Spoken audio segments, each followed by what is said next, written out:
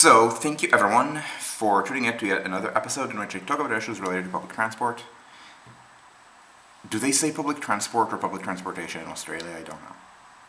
Okay, I'm not actually going to talk about Australia that much because as I said before I started recording, I don't know Australia very well. I know a few people there, but not people that I talk to very regularly, and obviously this is not a good time zone for Australians. Will this be posted on YouTube? Yes. If you're watching this on YouTube, I always upload them in order. If you're watching this on Twitch, I will upload, I hope, tonight. I'm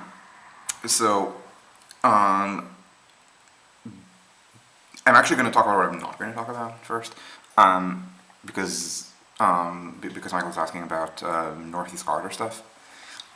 So there are, let's not do this right now. There are places in the world that have contiguous density, and I'm pretty sure I've vlogged about that. So when I say contiguous density, I don't mean literally the sprawl from the Sprawl trilogy by William Gibson, of which the first and best known book is Neuromancer. I mean places with enough density that the cities are very close to each other, to the point that there's kind of a merger of different types of rail. So every places like the Netherlands, Belgium, Western Germany, not all of Italy, but certainly the Po Plain. The northeastern U.S., high density, to the point that sections of intercity rail are used as commuter rail, like New London to New Haven takes commuter passes. In Boston to Providence, sometimes you can get on Amtrak for lower fares than commuter trains. This is a high density region. Southern California, same thing. Instead of that, I want to talk about the exact opposite, which is what happens when you have a city that is isolated. So an isolated city, for our purposes, so I gave it would I say Moskva is disconnected? Probably, but I don't know Russia well enough. This is presumably more of a thing in Eastern Europe because of lower background density. We're going to talk about background density in a bit. So, actually I'm going to use Denver as my example. Now bear in mind that I've been to Denver for about maybe 2 hours in my life when I connected to the airport. So I'm not talking from personal experience. At that scale, I don't know Denver any better than I know Moskva. But I mean, I talk to American urbanists from all over to the point that I do know some things about Denver because they mention things about how Denver is building light rail, commuter rail, plans for intercity rail, and so on, buses. So the point is, in the United States, it's not going to be a purely American thing. I'm going to talk about Canada a lot. Canadian cities are isolated, except maybe Toronto.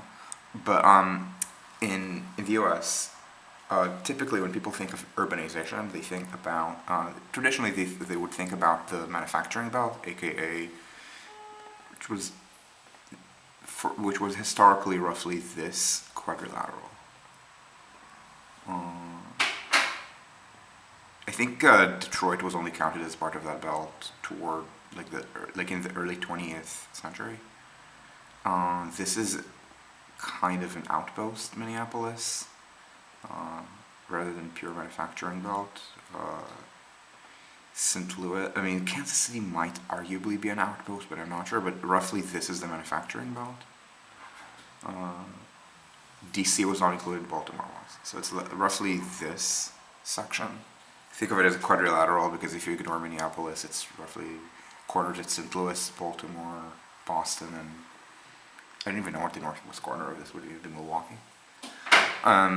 Maybe one Madison, even though Madison was very much not an industrial city, was not an important city, to the point that out of the 3 railways between Chicago and Minneapolis, what was it? It was the CBNQ, aka the Northern Transcon, which went like this, still goes like this.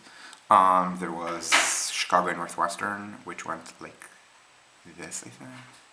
And then, I actually don't think any of them passed through Madison. I think but the Milwaukee Railroad went like this. It's the one that Amtrak uses before switching to the Northern Transcon for the Empire Builder here. But maybe think of it as like a point so that you could get Peoria or something. But anyway, urbanization was associated with this manufacturing zone. Now more recently it's associated with the East Coast, with the surviving manufacturing cities, or cities maybe if not survived but are large enough that they can't be ignored, so Detroit, Cleveland, and California. To the point that there are people who view the rest of the US as too non-urban or too rural, but the point is, and against this kind of mentality that, oh, the West, nobody lives there, it's not urban, people point out that in certain ways Western cities in the United States, like the Western US cities, are very urban as opposed to sprawling, in that there's basically nothing. I'm not actually sure to what extent it's true of Denver, but it certainly is true west of Denver. This is not good farmland. So here, what happens is that you have a city, let's call it Des Moines, just because that's where I'm hovering, and outside the city, you have suburbs, and outside the suburbs, you have farms. And then in the Northeast, the suburbs mostly merge into they merge into suburbs of the next city over. And in the West, there's just nothing, because the economy does not have agriculture. I mean, this is not good farmland for the most part. I mean, maybe here, but maybe in the Snake Valley, but mostly the primary economy is based on resource extraction rather than agriculture. So it's just very different. So, but these are very urban places. Denver is a big city. Denver, I think Metro Denver is what, 3 million, 3.5 million?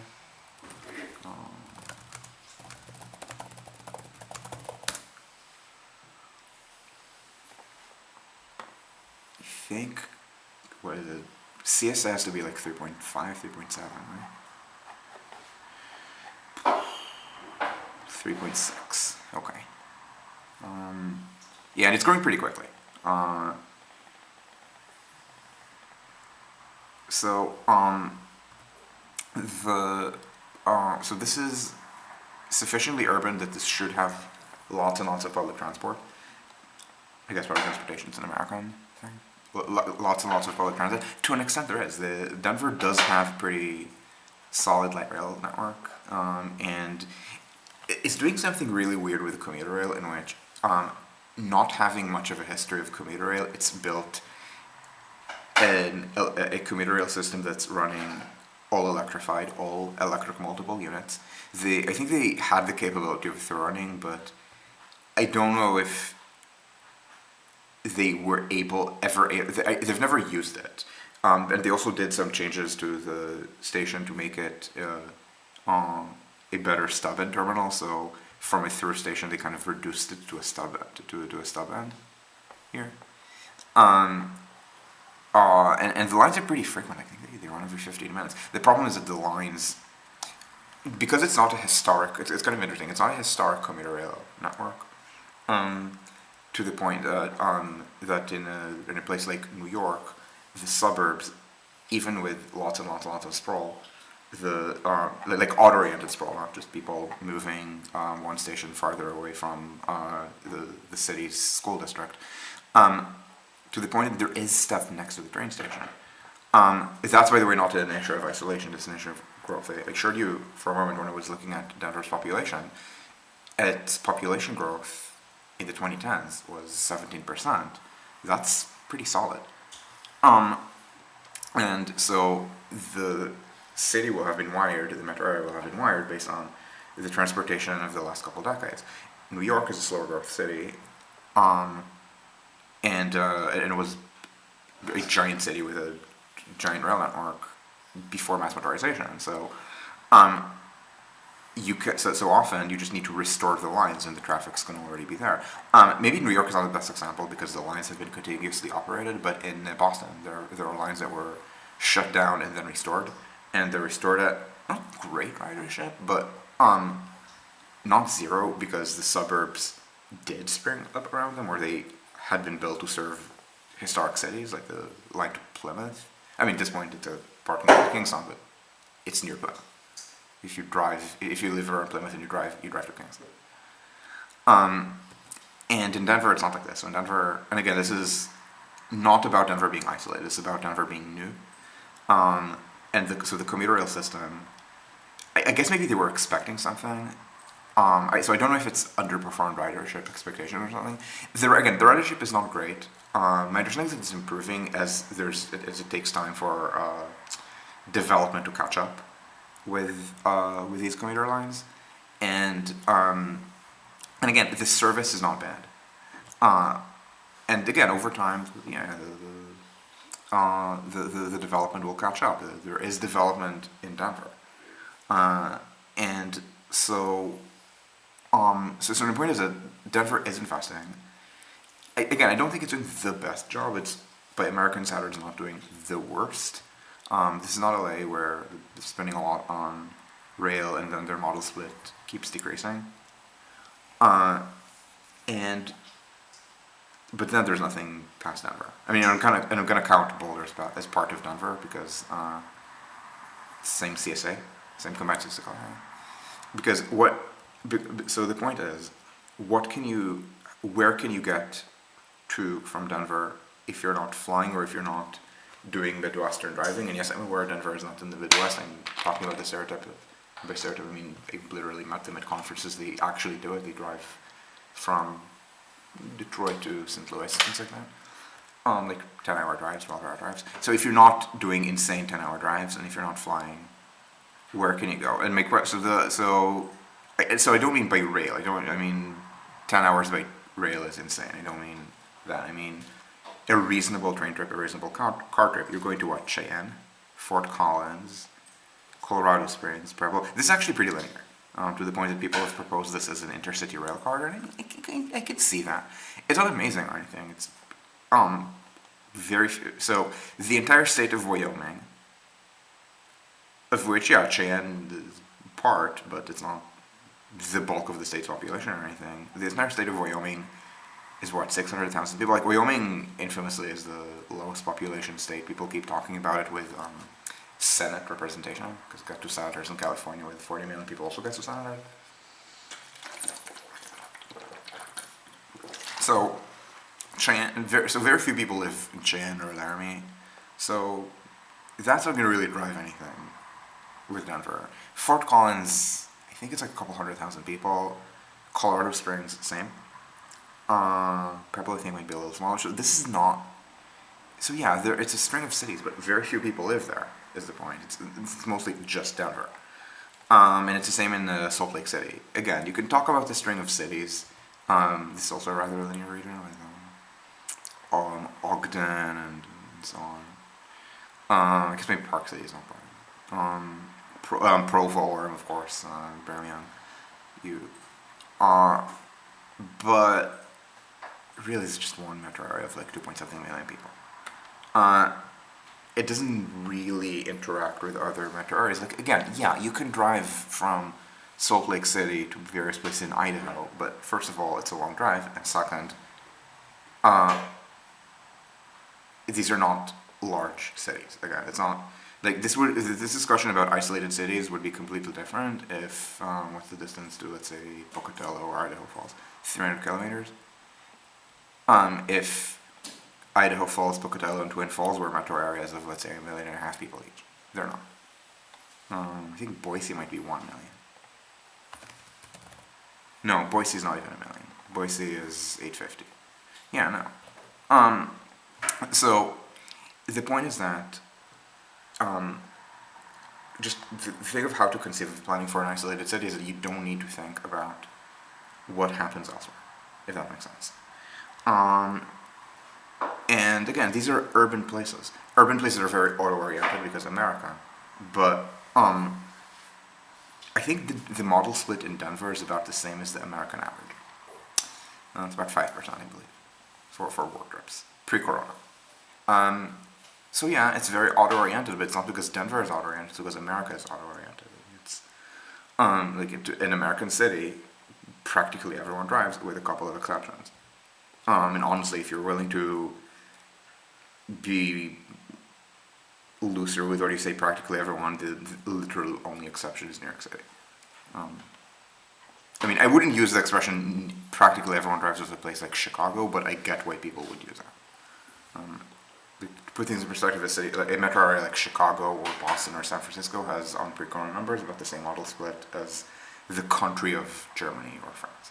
And in Germany, yeah, I mean, there's enough auto politics here that one of the third rails of German politics is speed limits on the Autobahn. There are people who have like insane opinions about them, and by insane opinions, I don't mean in favor or against. I mean thinking it's an important issue. And yeah, so when when you have these isolated cities, you can actually get public transport usage. Again, maybe not out of Denver or Salt Lake City because America, but let's hop over to Canada or Australia. So Calgary and Edmonton are isolated, maybe not entirely from each other to the point that in theory you could have a train between them. The only thing between them is Red Deer. But in theory you could have a train or you could drive, but it's 300 kilometers, 1 point something million, 1.something million. It's not going to drive a lot of intercity rail. It's mostly self-contained Calgary and a mostly self-contained Edmonton. And the model split is not terrible. I mean, for our small area, Calgary is kind of 15-16% that you see in France, Germany, Boston I think it's 12, Chicago, Vancouver. Vancouver is, actually don't know Vancouver's model split very well because in 2016 the model split was said to be 20%, but the census was taken just before a new SkyTrain line opened, the Evergreen extension. And then 2021 is a fake number because of Corona. So what's going to happen in 2026 is anyone's guess. Actually, speaking of 2026, is the SkyTrain extension to Arbutus going to open by then?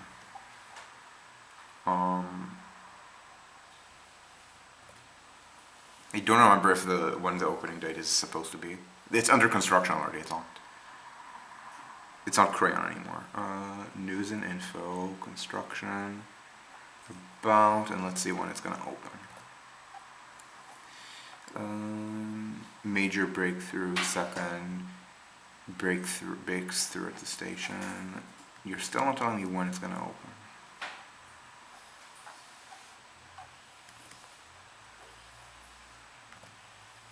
I mean, in theory, I have a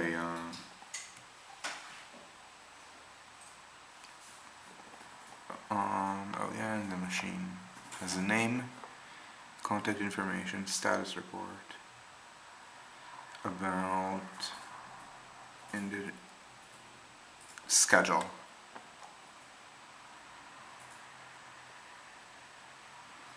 Start construction this year, track installation, complete stations, complete streetscape and system testing.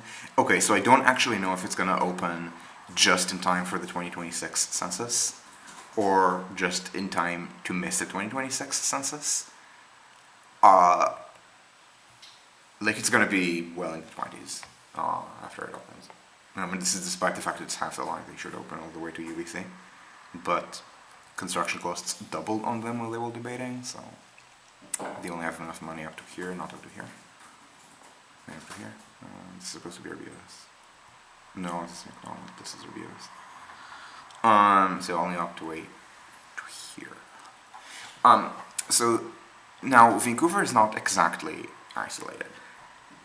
So it's kind of complicated. So the Pacific Northwest, I think I said when I was advertising this vlog, the Pacific Northwest is isolated, kind of, sort of. So it's isolated from other regions, but that doesn't mean much.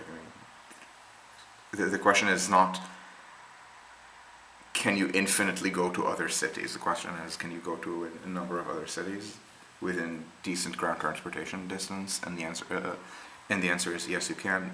There's Seattle, Portland, Seattle, Vancouver.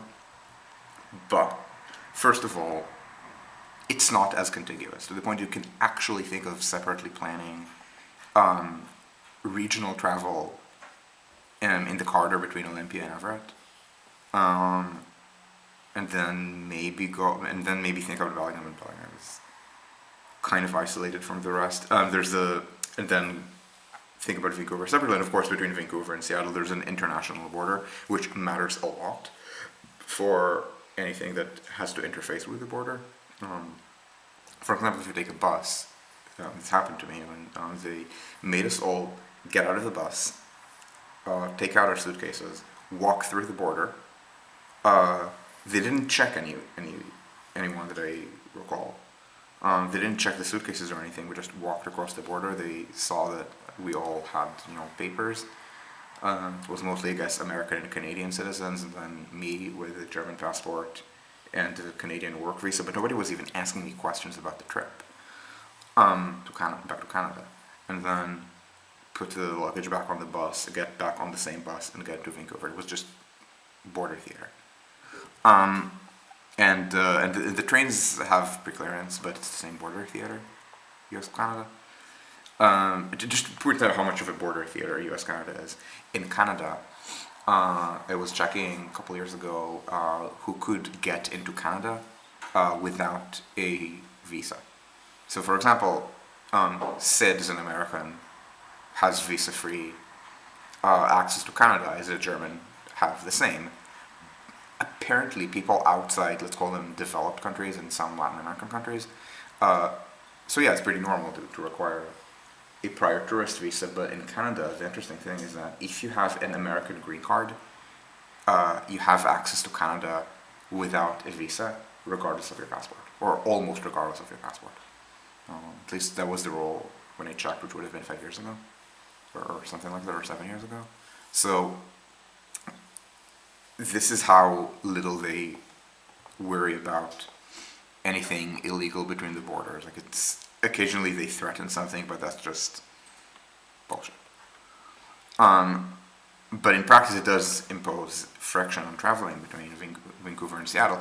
Certainly commuting. I don't actually know if there's any serious numbers of if there's any serious number of commuters from Bellingham to Vancouver. There is travel between them. So apparently the airport in Bellingham is mostly used by Canadians who drive across the border to fly domestically within the US.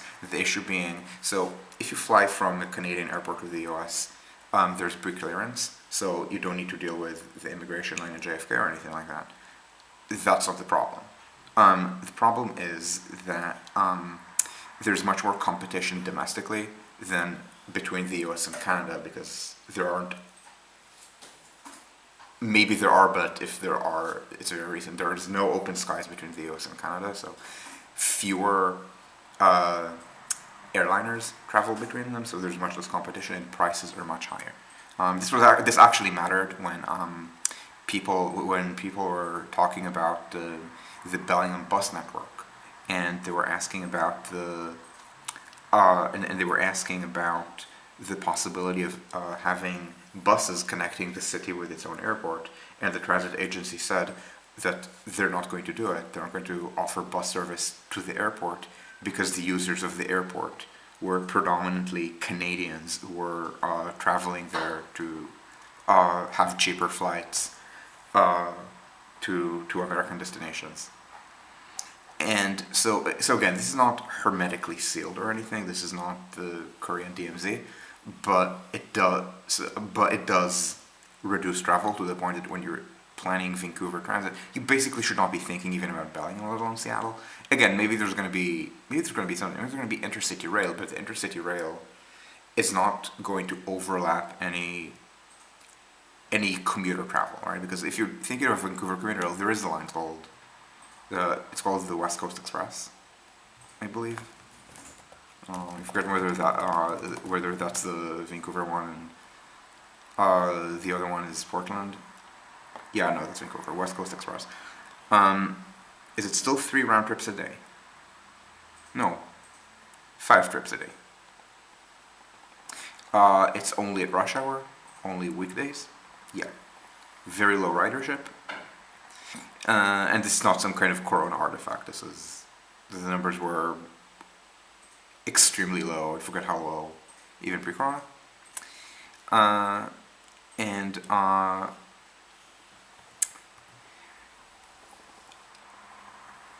Yeah, pre-clearance means you have to show up an hour early for the train, but absent pre-clearance, the train it just sits at the border for an hour.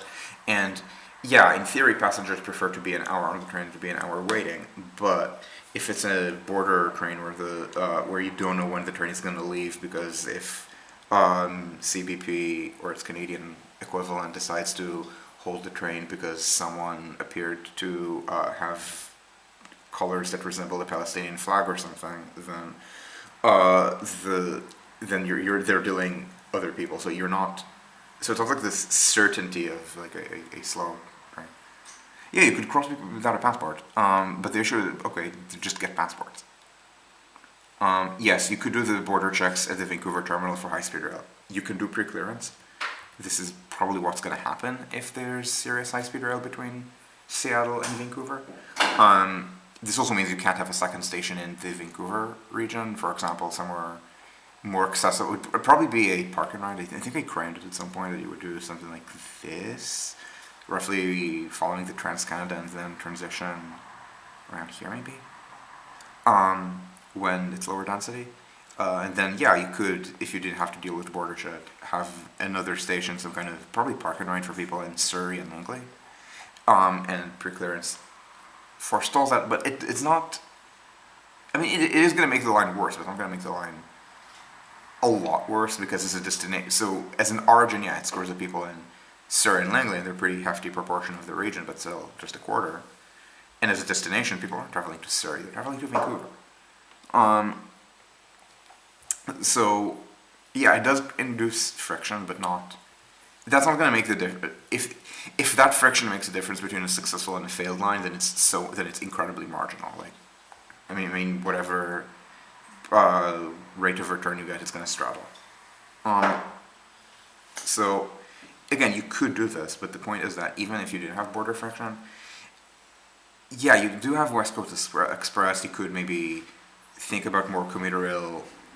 I don't even know if Langley would be served by any such commuter train. I think yeah, no, you see the main lines don't, and it's this kind of same issue as Denver, right? Because Vancouver is a new metro area, which again is true of everything in the Western U.S. and Canada and Australia. So it's not very oriented around a commuter rail system that was never very good. So look at where the town centers are. I mean, Surrey is here. There are several, but it's the most important in Mali, and that's because of SkyTrain. And the others, okay, Newton maybe is on a historic railway, but Guildford is not. So it's something that's much more auto or SkyTrain oriented than mainline rail oriented. Langley, yeah, there's a mainline railway line here, but you would never use that. It's a trash alignment. This is direct. The plans for SkyTrain on the Fraser Highway go like this. They don't go like this. Thank you very much. So yeah, you could run commuter rail, especially on this line. I think this is Canadian Pacific and this is Canadian National, but I'm not sure. But you could run on this line. This is the line that actually runs. It runs all the way to Mission. You could, I guess, keep going to Abbotsford, to Chilliwack. But that's not really something you need to think about when you're thinking about intercity rail and vice versa, because where would the intercity rail go on from Chilliwack? This is the geography of British Columbia, away from Vancouver. Kamloops, Kelowna, yeah, there are I think 150,000 people living in each of these metro areas, but 150,000 people give or take. So yeah, exactly. There is a case for original trains. I think they should be thinking about this more seriously, but it's completely independent of any kind of intercity planning. And this is the issue with isolated cities. A lot of machinery of like trying to coordinate different things about mainline rail is basically irrelevant for these cities. And this is, by the way, also true of roads. If you're trying to think about how to build an auto-oriented Denver, and it's not something you need to think about because it's been done, these will not be highways to other significant cities. I mean, yeah, you can have, I mean, yes, this also includes highways to other significant cities, for example, the Eisenhower Tunnel here, on I-70. Yeah, that's a highway that was not part of the original plan, was added to it later, more extensive tunneling, to connect Denver better with points west. But that's not about commuting within Denver, because where would people commuting where? Like commuting from where? Like not enough people. This is not a very well developed suburban part of Denver. I'm sure people do that commute, but not that many. So it's a different network. And with Canadian cities, you get the situation where you have absolute garbage intercity rail. So we discussed this on Twitter maybe a year ago or a year and a half ago, I don't remember,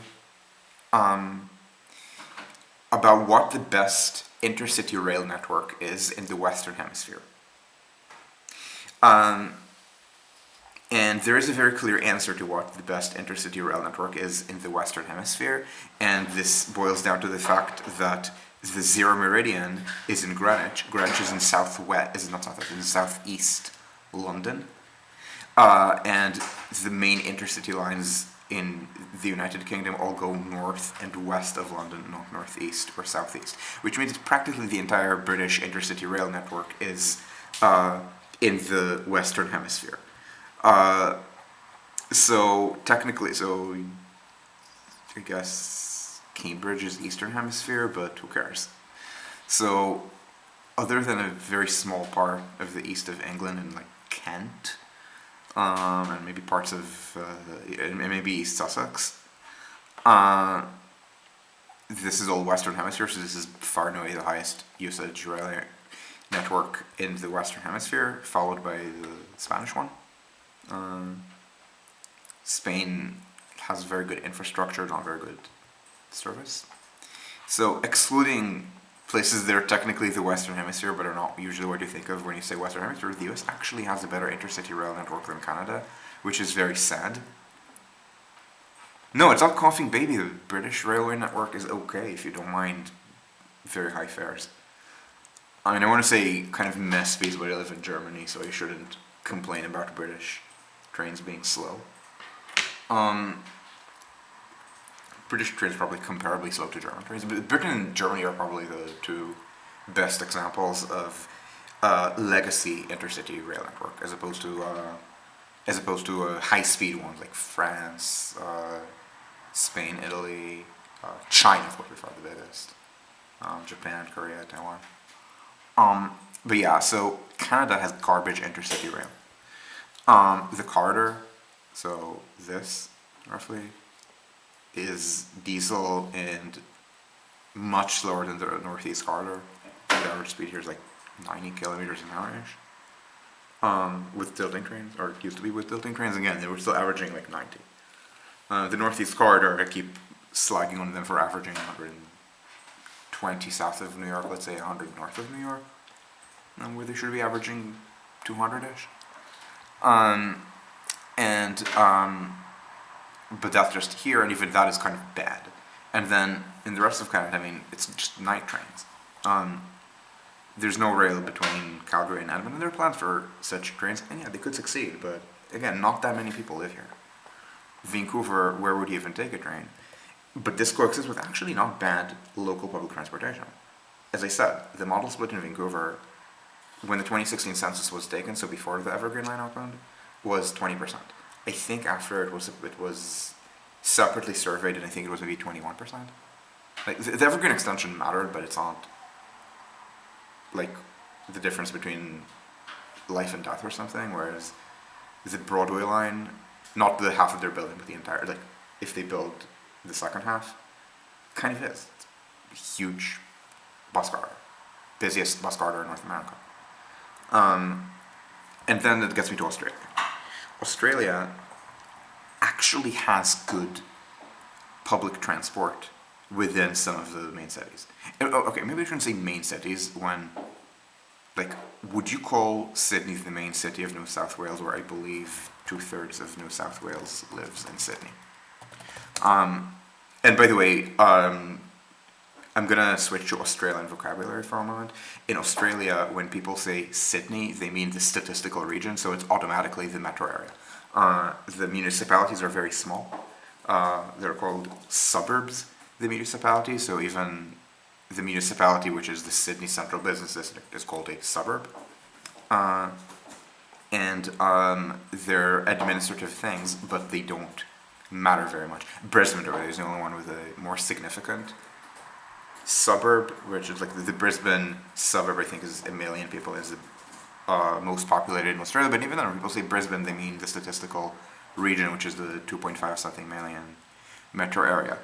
The way that these are governed in Australia is at the state level. Because look, New South Wales is 8 million people. Sydney is about 2/3 of that. So out of 8 million, Sydney is 5.3. Yeah, 2 million. Not 2 million, 5 million.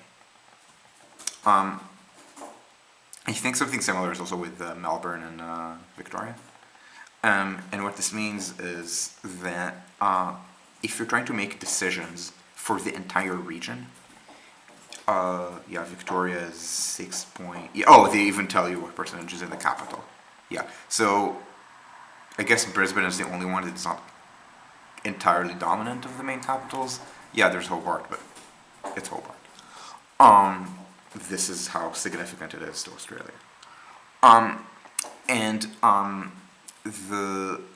So if you're trying to come up with governance mechanisms, with regional governance mechanisms, there's the state. Yeah, the regional governance mechanism for Sydney also includes things that are very much not Sydney and are isolated from Sydney.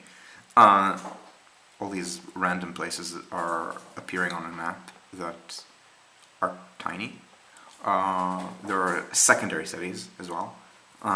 So the most significant secondary city is I guess Gold Coast, which is why Brisbane is not a majority, but there are a handful here, like on the way, but that's not that significant to the point that you actually can have this kind of regional governance mechanism, and it's fine.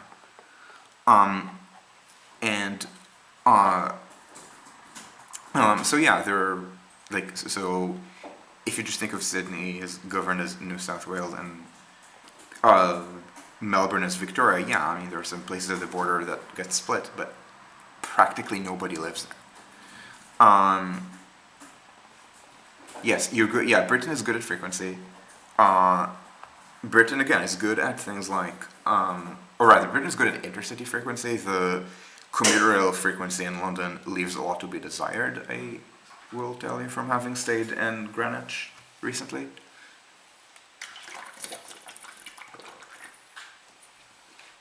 But yeah, the interregional in Britain is good, but this is, again, the issue that England is the exact opposite of an isolated region. England has very high population density. England might actually have higher density than any EU member state except Malta, which the Daily Mail then used as an argument for Brexit. Of note, England, not the United Kingdom. This did not, because apparently there are too many people in England and therefore they should threaten immigrants with sending the Home Office against them. Not actually not have immigrants, they can't not do that, but threaten, but have a hostile environment to the point that any aggrieved Englishman and Englishwoman can say, hold it or I'll call the Home Office. Britain or England. Britain, the UK does not have very high population density. I mean, high because it's a Western European country, but relative to that, not that much. But England is very dense. Scotland and Wales much less so. Northern Ireland also less so, but hardly anyone lives there.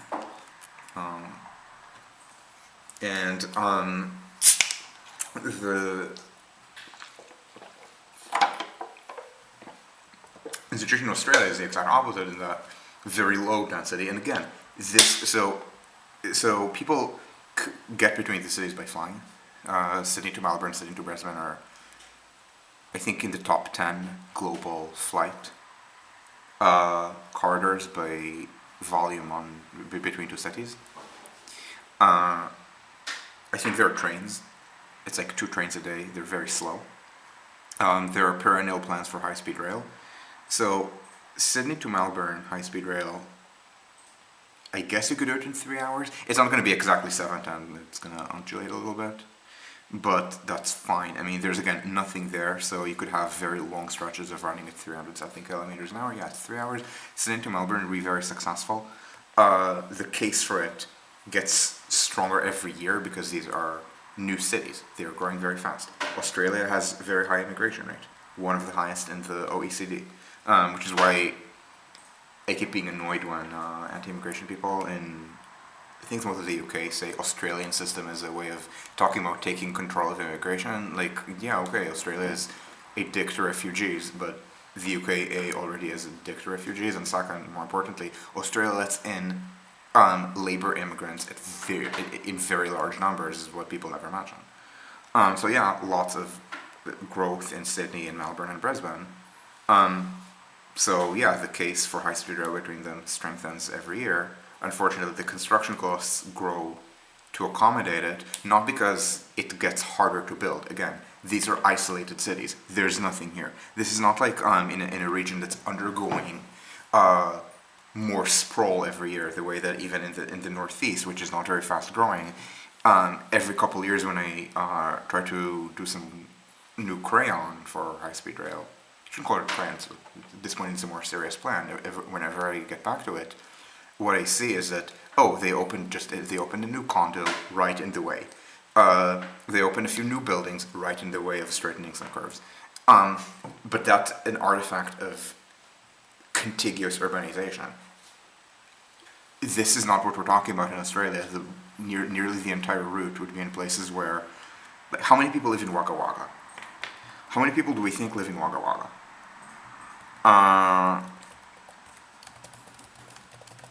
50,000, maybe? It's not going to be 100,000, is it?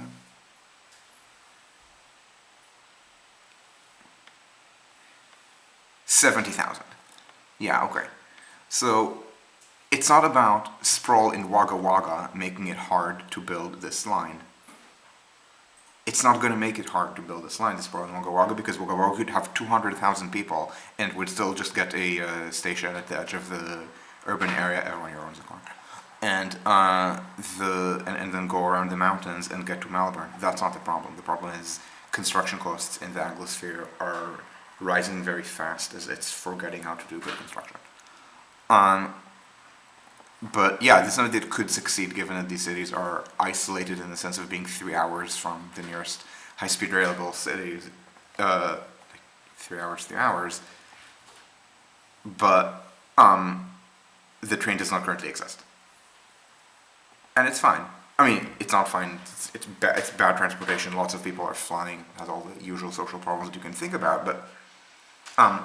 But Sydney has a model split for work trips that they think is 26%. Like, Sydney is the number 3 city in the Anglosphere. In model split, if you do not include Singapore and Hong Kong in the Anglosphere, which for cost purposes they are, for many other things they're not. If you only look at the core Anglosphere, then it's London, then New York, then Sydney, and Sydney is not a distant third.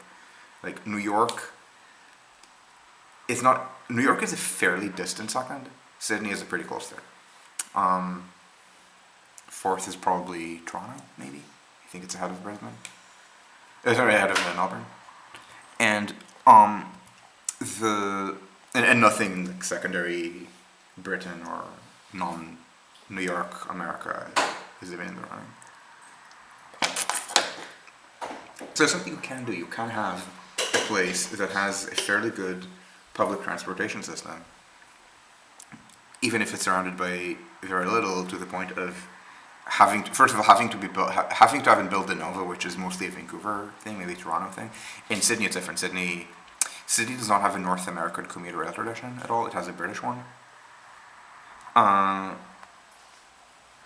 Oh yeah. This is exactly what I was trying to say. So the commuter rail history of Australia is very much not like the U.S. and Canada. It's a more British history, but also with the American and Canadian historical feature of very fast population growth, much faster than you would expect in the United Kingdom. Like so England's population more than tripled in the 19th century, that of the United States went up by a factor of about 15. Now, Canada and Australia actually had slower population growth than the United States in the 19th century and then faster in the 20th. Like the immigration to Canada and Australia is more recent than to the United States. Less recent than to Europe, but what I mean less recent than to Europe? What I mean is there was a lot of immigration to Canada and Australia 100 years ago, 150 years ago, and there's more immigration there now. In Europe, there was just Europe had net immigration until I think until World War II or something like that, until after World War II, and then started having net immigration. The United States had very high immigration levels 150 years ago, and has high but less high, maybe comparable to Europe, immigration levels now. And but the point is that in Sydney, I think also Melbourne, the commuter rail was there early, and with a lot of lines. The City Loop in Sydney opened in 1912, so it's actually one of the earliest S-Bahn tunnels in the world, to the point that it's kind of a proto-system, one of the systems that you can kind of see how it influenced the invention of what we think of as an RER S-Bahn tunnel today, from the Paris RER or from the Munich S-Bahn. But it is an early system. Again, kind of awkward, but the awkwardness comes from the fact that the lines all go roughly west, so there's no real place for them to run through. It's not a line across the harbor or anything. So it's a loop. But quite a lot of suburbanization around Sydney has been based on the commuter trains. And this also includes suburbanization of jobs. Sydney and Melbourne both have very high model split relative to how much job sprawl they have. I keep talking about the proportion of jobs that are in. And I can see all the Israel-Palestine following. The proportion of jobs in the centralmost 100 square kilometers, and now in Sydney and Melbourne, this proportion is very low. Like I think better than LA, worse than actual transit cities. So what are we from? Do I need to see from Melbourne?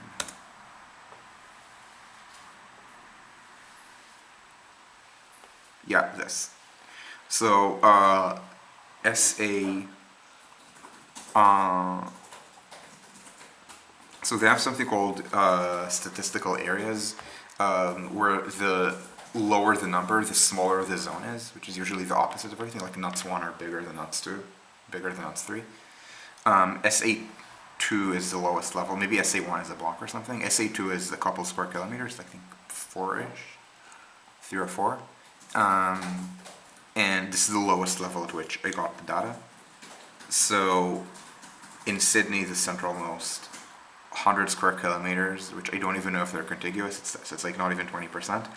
In New York, which has barely higher model split than Sydney, in New York, it's 30-something%, and this is less than 20. This is like, I don't feel like typing. Yeah, I need to divide by 10. It's 18%. So they do have a lot of commuter rail oriented sprawl, which again, it's a different thing from the US and Canada, because the US and Canada have had a very different commuter rail tradition.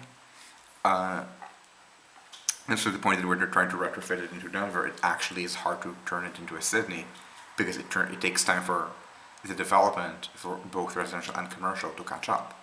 And Denver is not showing signs of a giant transit revival or anything. Sad to say.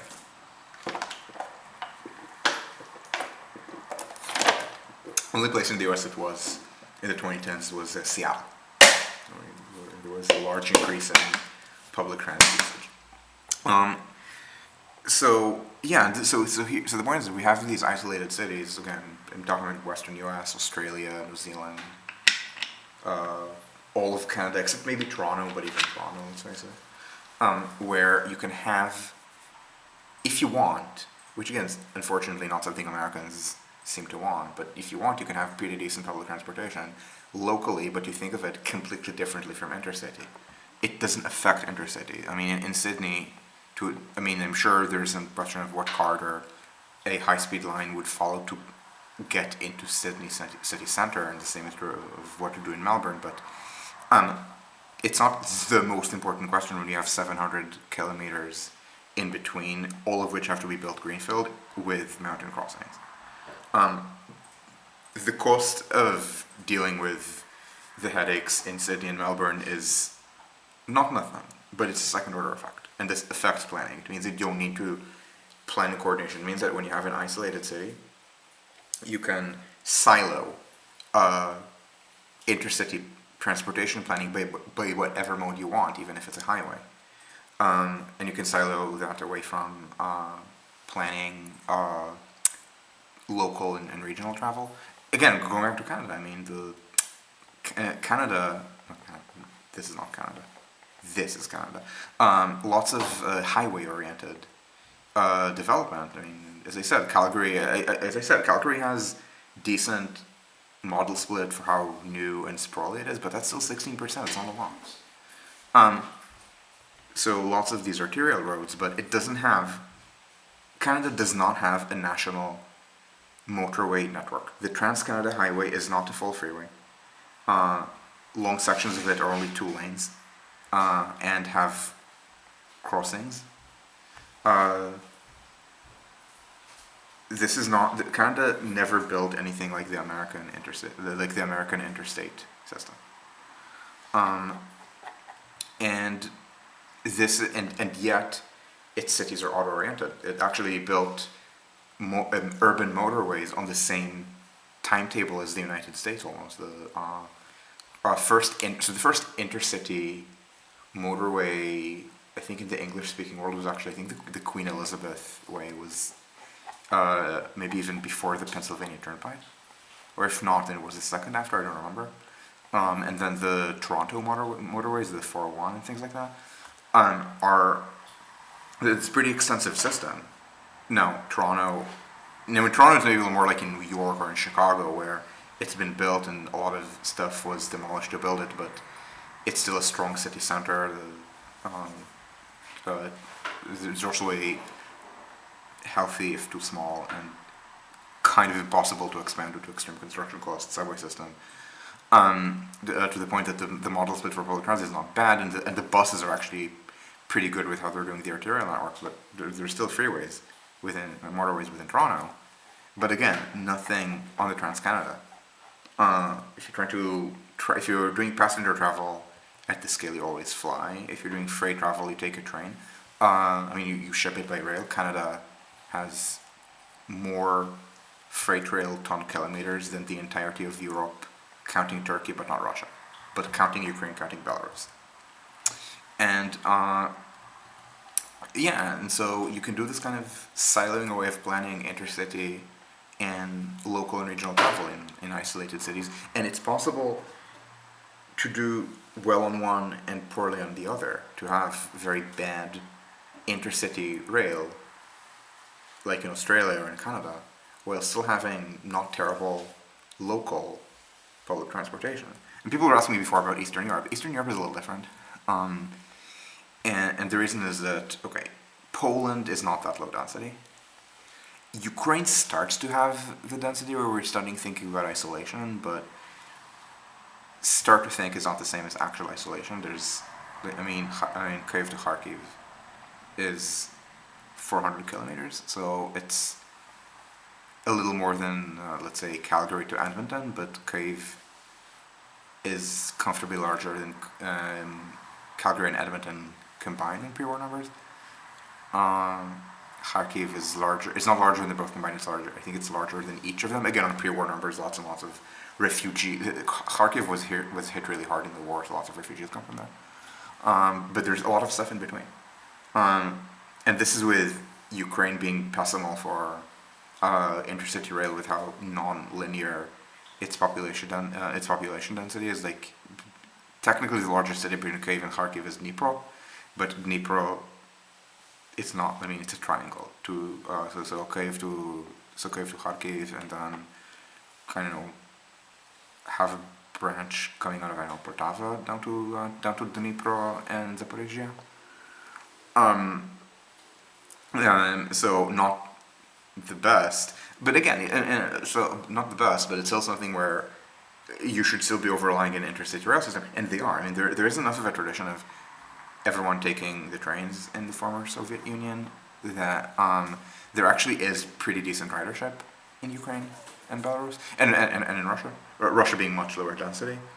Now, it does get to the point that, unlike in Germany, you can plan these in silos. So you can plan. So you can plan Moskva to St. Petersburg intercity trains without thinking as deeply about the commuter rail networks of the two cities. So in that case, so in that sense, they are more isolated in Russia than in Germany, and I guess the states between the Black Sea and the Baltic Sea, they're denser, but it's still somewhat siloed, like in the Baltic states and Belarus and Ukraine. But it's not. But it's not the situation in Australia. It's not the situation in Australia where literally there's nothing in between, or in the Western U.S. So again, this is something where it matters, where you can, where you could have very good intra-city public transport and very bad intercity public transport. Although in fact, in practice, you don't. In practice, the situation in the Baltic states is that the trains just suck, and there has been large decline in urban rail ridership since communism ended and people could buy consumer goods in the Baltic states. I don't actually know what's going on in Minsk. Ukraine did not have the meteoric increase in GDP per capita after the USSR broke up that the Baltics had. Actually, Ukraine is poorer now than it was in 1989, 1991. A lot of the Soviet militarized economy was based in Ukraine. Like, Ukraine was being oppressed by Russia, but it was also much more economically integrated into the Soviet economy in ways that the Baltic states were a lot more peripheral to it. And so in Ukraine, yeah, there has been a shift from state planning to consumer goods, but not the meteoric rise in GDP per capita of the Baltic states. But also Ukrainian railways have been more intact. So yeah, there are growing urban rail networks in Ukraine, but that's kind of in tandem with maintaining the intercity rail network. And by the way, this is the same in Russia. In Russia, I think the majority of the Moskva metro, Metro, whatever you want to call it, construction has opened since 1990. So kind of the system is in very large cities. There is maintenance of public transport ridership. So in Moskva, St. Petersburg, Minsk, Kyiv, Kharkiv, Warsaw, and then people transition to cars away from them.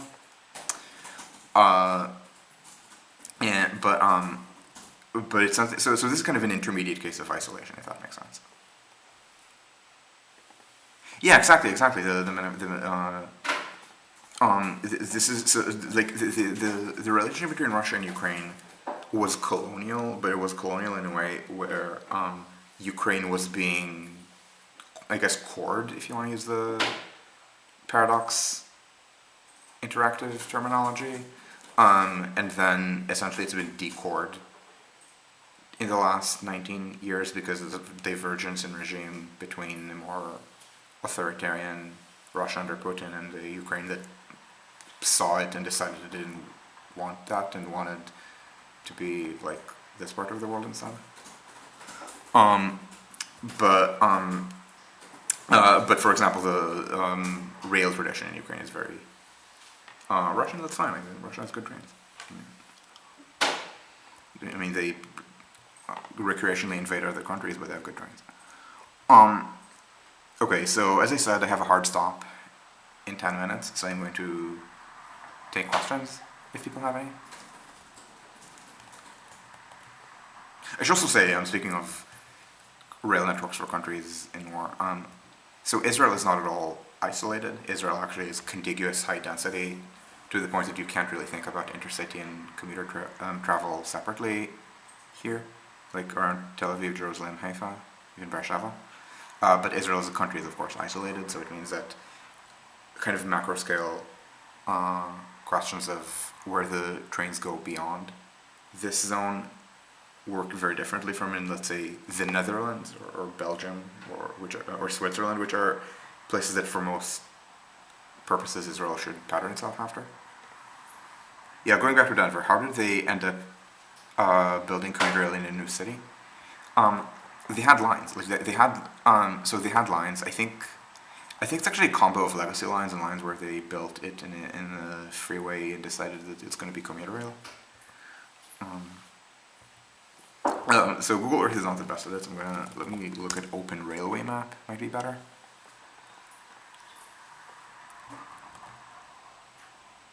Yeah. So essentially, Denver has been building suburban metro using commuter rail. In the same way that you can build a heavy rail system, like a subway system using light rail vehicles, like let's say the Green Line in LA. It's when it opened, it was fully grade separate. I'm forgetting whether they're planning to extend it at grade to El Segundo, but it's something that certainly was at opening a fully grade separated system. Yeah, so you can see some of it is historic lines. They've done what a lot of S1 systems do, which is build new spurs. So this is new to the airport. And that's not a Denverism, that's very common for S-Bahn type systems, like the spurs to PER, the branch of the RLB to Charles de Gaulle, the branch of the Thierry S-Bahn to the airport. Also not just airport. It's very common to do this with airports, but but a lot of the other branches are actually new. For example, to Cergy or to Marne-la-Vallée.